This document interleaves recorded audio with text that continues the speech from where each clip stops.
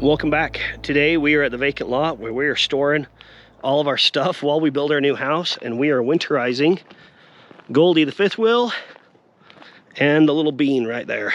It's a beautiful day here in Utah, but if you can see, the snow's starting to come down, and I don't want to be out here doing this in the snowstorm next week, and I don't think we're gonna get out another time. So today is winterization day. Kara's just inside going through everything, getting that stuff out.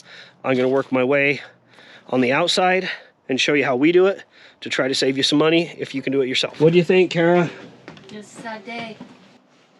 It's realization that fall's here, winter is here, and our camping season has come to an end with big old Goldy.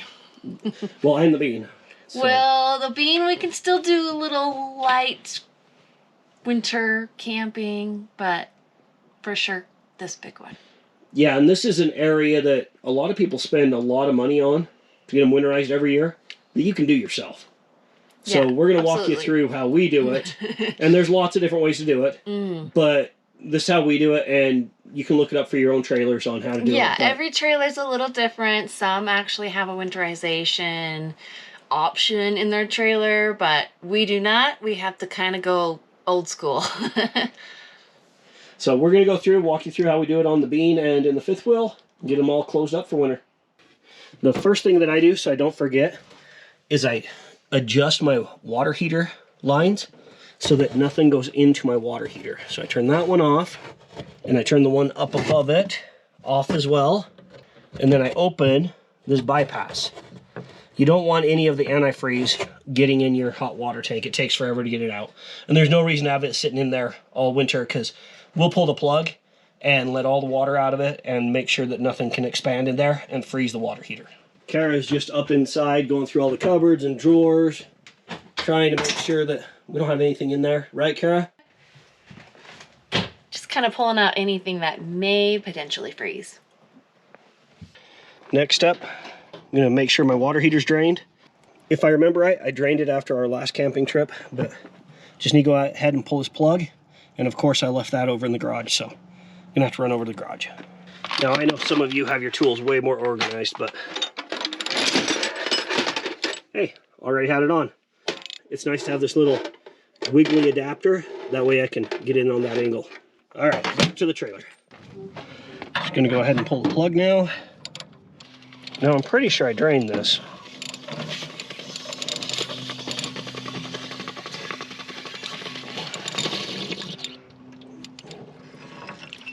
Maybe I didn't. That's a negative. Watch out, Kara, so it doesn't spray you. All right. That's why you always check, is because I thought I drained it. It looks like I've drained most of it. I mean, there's not much coming out, but I didn't drain it all for sure. Then what I do is I just leave my plug out. That way everything can drain. Now I tell Jesse, every time we park the trailer, did you drain the hot water heater? I usually don't. It's the one thing I forget to do. But checking the anode rod, it's not too bad. I guess it's probably not good to leave all that water just sitting in there, but I forget. There's always something I forget. Yes. But thank you, Kara, for pointing it out to YouTube land out there. It's always good. And why do I tell Jesse to do this? To take care of our hot water heater tank, to drain it. You have calcification, you've got hard water here in our area, plus it's water sitting in your tank, heating and cooling, heating and cooling. So if your tank is on the sun side, like ours, hot west, southwest, it's getting so much heat on the sidewalls, and you have mold, bacteria, all those icky things in your hot water tank, Jesse. That's why we take care of it. That's why you tell me to. Yes. That's why I tell Jesse to take care of it. Also, we like to check our anode rod or anode rod every season. It's good to take care of that as well. Ours is lasting about 3 years because we honestly are not getting out as much as we would like. So be aware of that as well. It is good for the overall health of the hot water heater, helps with the function, the oxidation, all those scientific things as well. All right, next thing that I do is my Low point water drain from a fresh tank. Mine comes out right here, just has this little cap on the end. Make sure I don't have any water in it. And what I do is I just take that off and I let it sit like that. You could put the cap back on, it wouldn't hurt anything, but I'm just gonna let it sit like that for a while just in case there's any extra. Plus I'm gonna lower and raise the fifth wheel a little bit, see if some more will come out. I went through and I lowered the front of the trailer to try to see if I got any water drain out of the fresh tank. Basically none came out. So now I'm raising it back up because I don't want it to sit flat with the snow load all winter. So if I crank it up a little bit, hopefully it helps the water drain off. Or at least that's my theory. Then I'll put the rear stabilizers down to try to take as much weight off the tires as possible. There's no way for me to really take all the weight off the tires, but that should help a little bit. Now I need to get in here so I can pump some antifreeze in this. One thing we'd always done is we kept our fresh water hose all done up like this so it doesn't leak all over. But when we got to our first RV spot last year, I undid this and it was full of mold. So I'm gonna undo this so the air can get in there and kind of make it dry out a little bit. So I'm just gonna leave that undone so that way I don't get that problem again. That was kind of gross. My water pump panel is right here, but I cannot get that, so I need to get all this out and out of the way. Everything's out of the way enough. Just gonna slide my panel right here to find my water pump. So my water pump and access to it is down in here. So I already have this hose hooked up. I just leave it hooked up all year. So I just turn this and now it'll pump through this line instead of from the fresh tank. Pretty sweet. Most trailers have some sort of bypass that's not very hard to find and it's always near the water pump. So if you find your water pump, you can usually find the bypass and use that. I know some people prefer to blow theirs out with air, but we just have always used this RV antifreeze. Works pretty easy. And if you don't get in your main tanks, it doesn't change the taste of your water. It flushes right out. You ready to start pumping antifreeze? Sure. Okay, let's just start with the sink here. I'll have you go turn on the water pump when I yell. Okay. Let's do that first. Okay, so it's up in the bathroom. Okay. So go and turn that on when I yell you. Okay, Kara. It is pumping away. She's going through up to there, doing all the sinks. It sucks it down pretty quick. While she's doing those, I'm gonna do this outside one.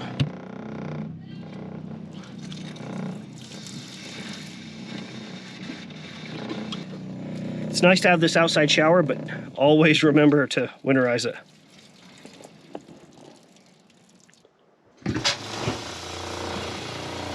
All right, getting lots of pink out of both hot and cold sides on the sink. Let's come on up. Kara, here you go. You can take the camera, show them. Doing the bathroom, doing a little hot, doing a little cold. I already got the shower done. Hot and cold there. Did you do the toilet? And I also did the toilet. I'm leaving a touch in the bowl just to condition the seal so it doesn't dry out. All right, it's that easy. I'm gonna take some extra antifreeze and just pour down all the drains because I like to make sure there's some in the P-traps and all that sort of stuff. And it doesn't hurt to have a little bit extra down in the gray and black tank. Not that that expands so much that cause an issue, but you never know.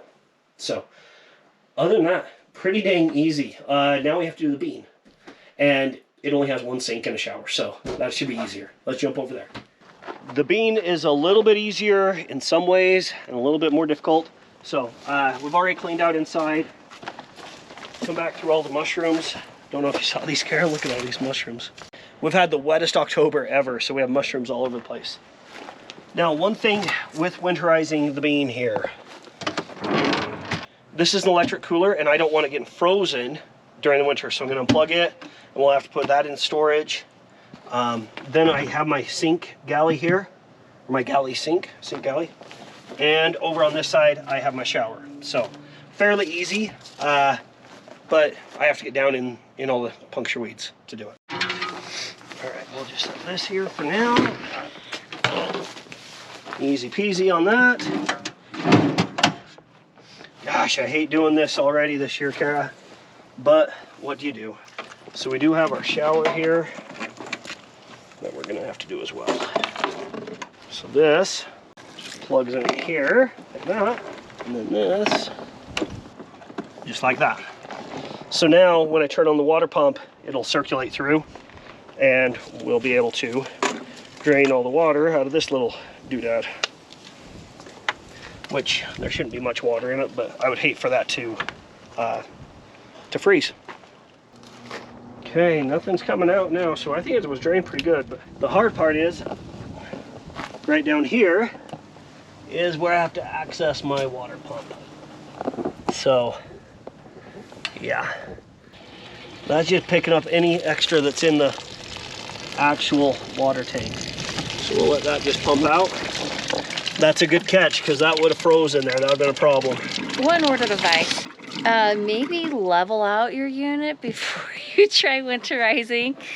The bean, we are seeing water in the tank.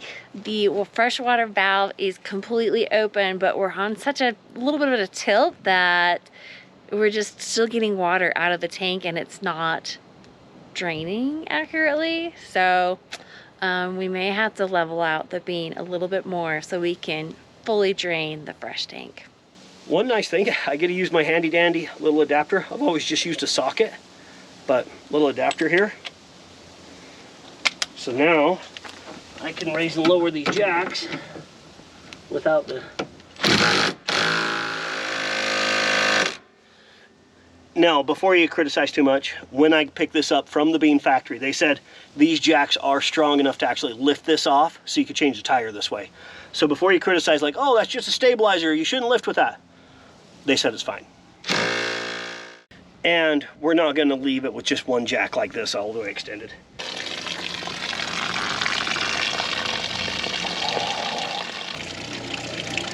Well, that tilled the water more over towards the water pump, so we're getting it all out now. Good thing that wasn't in there all winter, that'd been a problem. Just one of those things, always check. Now, if there's a better way to do this, I have not found it.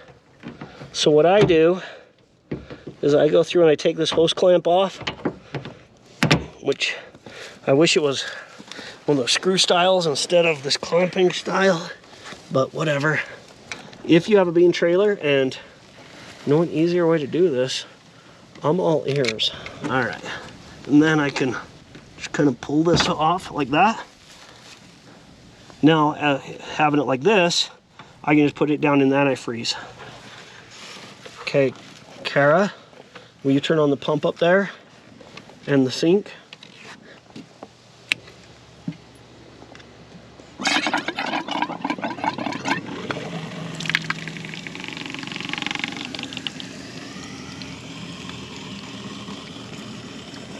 Coming out pink? Yep. Okay, turn the sink off. Now we need to do the shower. So I'm not laying in it. Now just coil all this up. That has the antifreeze in it. So we should be good. I know a lot of people don't have these outdoor showers on theirs, but it's been pretty handy when we've needed it to be able to have hot water and a shower. Crawl back under, put the hose clamp back on, and I think we're done. All right, there we go. I probably ought to put a valve on this next year that I could switch off and have a tube that I could hook on. Might not be a bad idea to put a valve in that one, but I don't know, we'll see. I almost forgot I didn't pull my batteries. Without having them plugged into a trickle charger, I need to get these out, but also being lithium, they are not good in the real cold. Not that we get super cold here, but there's some times that's probably a little too much, so I'd rather take the precaution, because they're way too much dang money to have them ruined by just leaving them in. So I do have to say I love my Lion Energy lithium batteries though. Now when you're storing your lithium batteries, don't put them on concrete. Make sure they're in a dry, somewhat warm environment so they aren't getting super cold, but like a garage or a basement, that sort of stuff. And if you treat your lithium batteries right, they will last so long. Those lead acid batteries, even if you treat them well, they're gone in 2 years. Hey guys, save yourself some cash. Don't take it to the dealership. I mean, I guess if you have one of those motorhomes that are super fancy and has all the washer, dryer, dishwasher, ice maker, all those fancy things, maybe you do want to take it in just out of precaution. But if you've got a regular travel trailer or fifth wheel, do it yourself. Learn how to do it. And I'm sure there's a YouTube video out there for you, step by step, showing you how to do it. Thanks guys for catching this episode. We do appreciate your viewership, regardless what it is, whether we're winterizing or not. But enjoy your weekend. Get out there, enjoy the fall weather. It is gorgeous here in Utah. We have been enjoying it thoroughly. But thanks again, and enjoy your weekend.